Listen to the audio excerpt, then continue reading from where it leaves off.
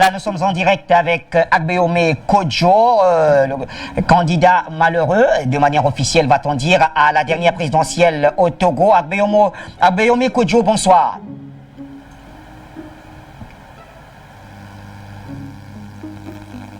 Bonsoir, Agbeome Kodjo. Oui, bonsoir, cher ami. Alors, vous revendiquez la victoire à la dernière présidentielle dans votre pays, le Togo. Quelles sont les preuves dont vous disposez aujourd'hui pour démontrer votre victoire à cette présidentielle? D'abord, je vous remercie de cette opportunité que vous m'offrez de m'expliquer donc sur le contentieux électoral. Tout à fait. D'abord, il n'a échappé à personne donc au Togo que c'est la dynamique Monseigneur Kodjo qui a gagné la dernière élection présidentielle. Je pense d'abord, du moins, à tous les diplomates en poste. Je pense d'abord à tous les diplomates en poste. Je pense également au peuple togolais.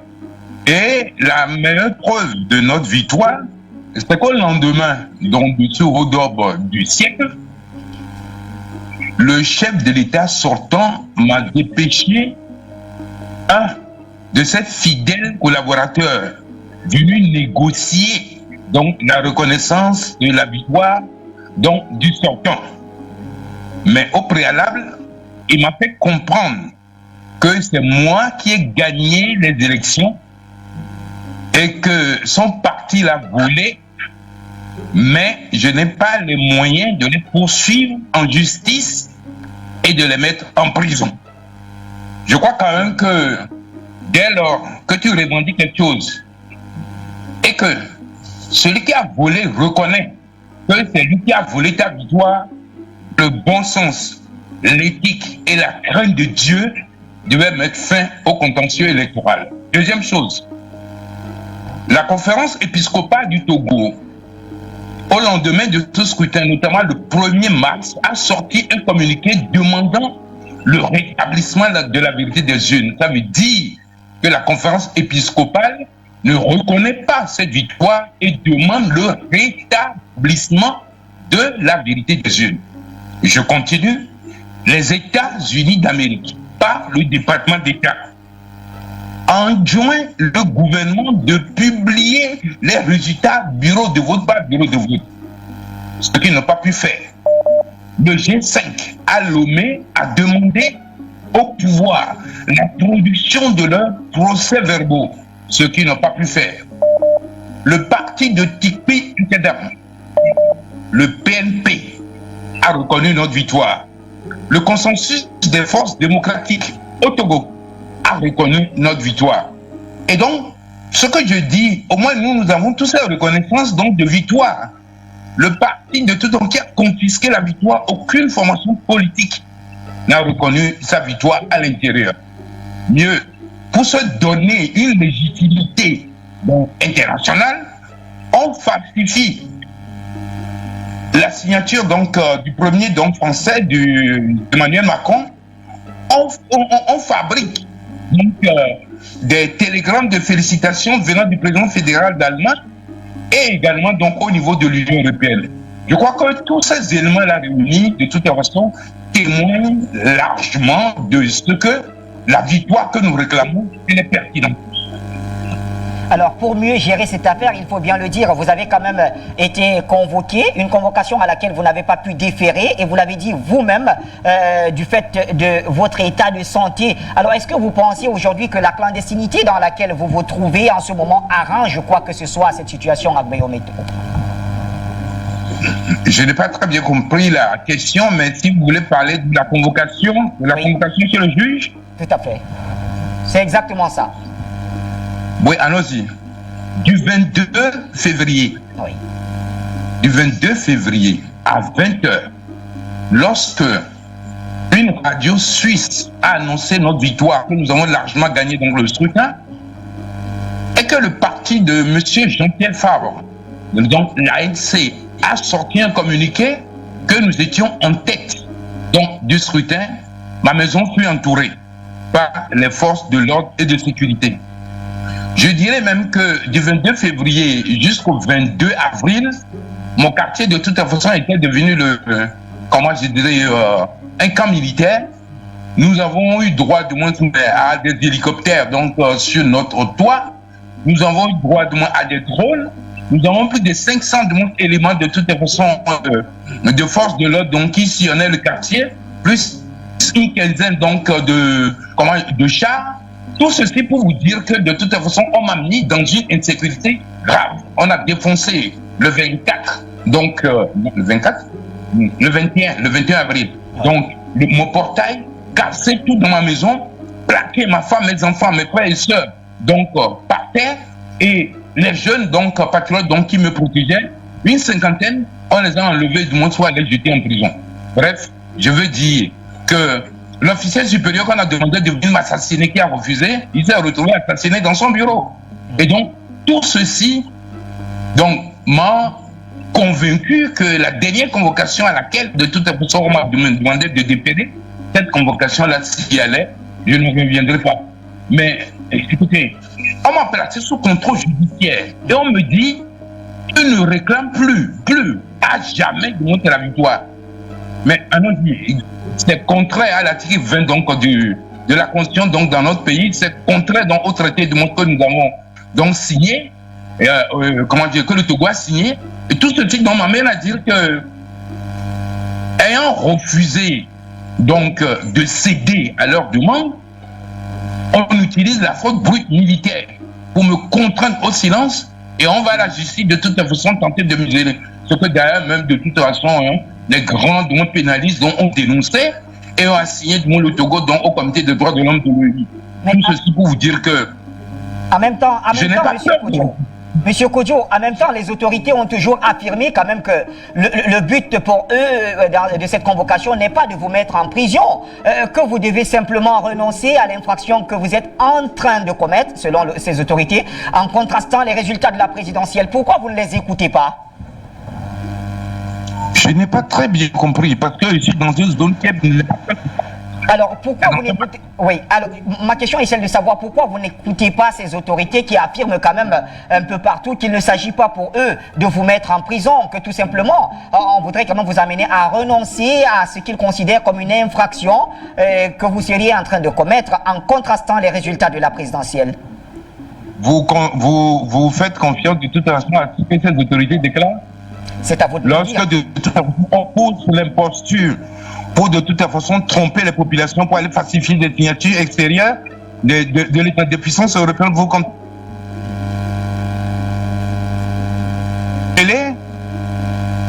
à chose à Mobutu. Mobutu lui a donné donc toutes les assurances à la face du monde qu'il n'a qu'à rentrer au pays. Quand il est rentré, Mobutu l'a assassiné de tout devant le monde entier, personne n'a bougé. C'est clair là. Et donc, de tout ce que vous dites qu'on me dit de rentrer, qu'on ne veut pas me mettre en prison. Je connais la prison, ce n'est pas la prison qui me fait peur. Mais en fait...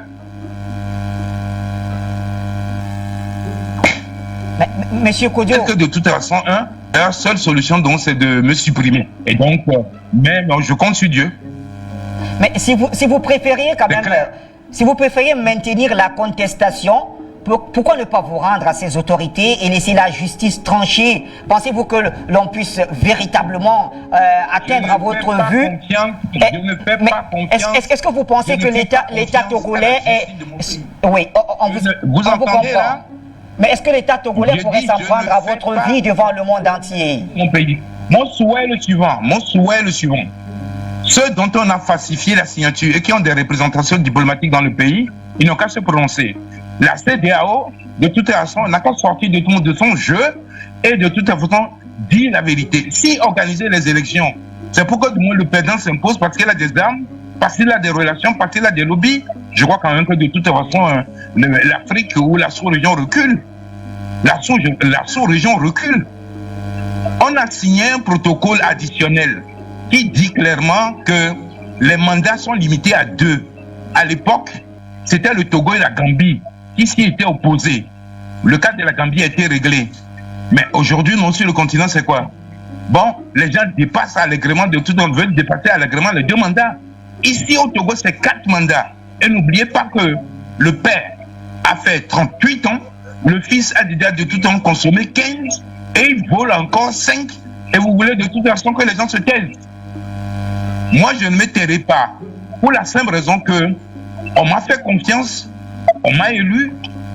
En fait, c'était de toute façon un référendum. Référendum pour le 4e mandat, les gens disent niet. Référendum pour continuer avec la même famille depuis plus de 54 ans, les gens disent niet. Je pense que lui, là où il est même, le président sortant, il sait très bien que c'est nous qui avons gagné les élections. Ça ne devait pas vous surprendre parce que demain, il y a plein de gens autour de lui qui de toute façon m'approchent, qui souhaiteraient travailler avec nous. C'est clair? Oui, parlons si vous le voulez bien de votre démarche dans la contestation. Alors, après avoir nommé un gouvernement, vous procédez en ce moment à la désignation d'ambassadeurs dans les grandes capitales du monde. Mais dites-nous, qui les reçoit et pourquoi? Ah, mon ami, vous ne savez pas ce qui se passe. Ça ne veut pas dire que la communauté internationale ne sait pas exactement ce qui se passe au Togo. Mes ambassadeurs sont très bien reçus. Et en ce moment, ils sont en train d'étudier dans les lettres de créance que je leur ai donné pour que de tout temps on les reçoive. Mais d'une manière ou d'une autre, le problème togolais va se résoudre. Personne ne peut accepter cela parce que de toute façon, en tant que panafricain, les gouvernances au long cours sans limite, qui n'ont que de limite que le cimetière, de tout temps, je dis, c'est révolu. Nous avons plus de 62-65% de jeunes, donc en Afrique, qui aspirent de toute façon à un autre type de gouvernance sur le continent. Ils ne veulent plus traverser la Méditerranée. À partir de ce moment-là, donnons-leur la chance de prendre leur destin en main. Et c'est pas de toute façon, bon, les gens qui ont, je ne sais pas, je ne veux pas dire qu'ils sont fatigués, mais qui ont exercé le pouvoir pendant des décennies, qui veulent toujours rester, qui ne seront pas modernisés. Non, ça ne se passera pas comme ça. Pour le moment, je suis dépositaire de la volonté donc populaire. J'ai été démocratiquement élu. Personne ne peut le contester, à moins de tout temps d'être complice de tout temps avec ceux qui nous dirigent. Et donc, ces ambassadeurs sont bien reçus. Ils discutent déjà avec donc, les autorités, donc, des autorités des pays auprès desquels donc, ils sont accrédités. J'ai bon espoir que dans les semaines à venir, en tout cas, ils vont commencer de tout temps par reconnaître mon gouvernement. Mais avez-vous l'impression, Agbeome Kodjo, que le gouvernement que vous avez formé il y a cela plusieurs mois serve à quelque chose? Je n'ai pas bien compris la question. Le gouvernement que vous avez formé il y a cela quelques mois, est-ce que vous avez l'impression qu'il serve à quelque chose? Votre gouvernement, vous l'avez formé il y a cela quelques mois, est-ce qu'il sert à quelque chose?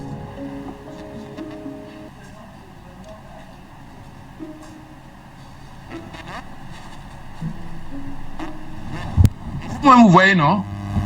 Jusque-là, de toute façon, on m'a confiné. Il y a le confinement Covid-19, mais on m'a confiné militairement et judiciairement à domicile.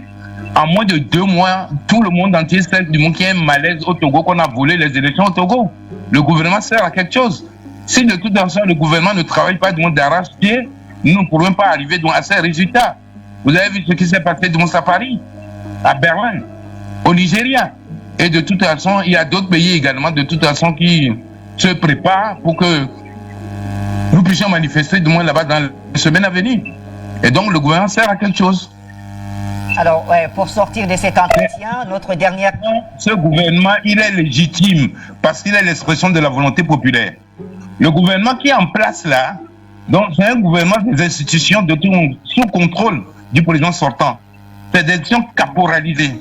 On ne peut pas faire du monde des élections et violer le code électoral. Quand on fait les élections du monde au Togo, c'est 6 jours que la loi demande pour compiler tous les résultats en 24 heures.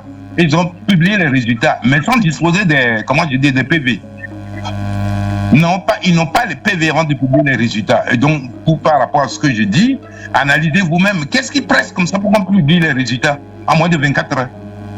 En prenant soin d'éloigner le représentant de ma formation politique à la CENI et en prenant soin également d'éloigner celui qui est de tout à l'heure mon représentant personnel, le représentant du candidat à la CENI.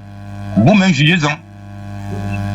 Alors, ce qui est sûr, ils n'ont pas gagné. Je ne vois pas comment quelqu'un qui, de toute façon, premier mandat, deuxième mandat, troisième mandat, n'a jamais eu du moins 72,4%, où tout le monde est exténué, la misère est ambiancelée sur les figures, et on peut prétendre que 70% du monde des personnes, 12% des personnes ont voté pour ce candidat sortant. Sont sérieux. retenez utilement qu'ils sont venus m'avouer que c'est moi qui ai gagné, mais qu'ils ont volé. Et que je ne peux pas les mettre en prison. Maintenant, celui qui est démocratiquement élu, le voleur, lui, peut le mettre en prison. Ça prouve que les institutions dont je parle sont caporalisées.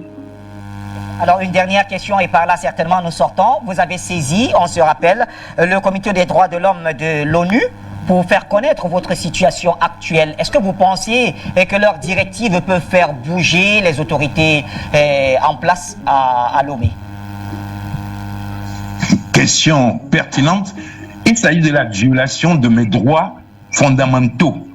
Il s'agit de la violation de mes droits fondamentaux. Et la Commission des droits de l'homme de l'ONU, de toute façon, peut connaître de ce sujet.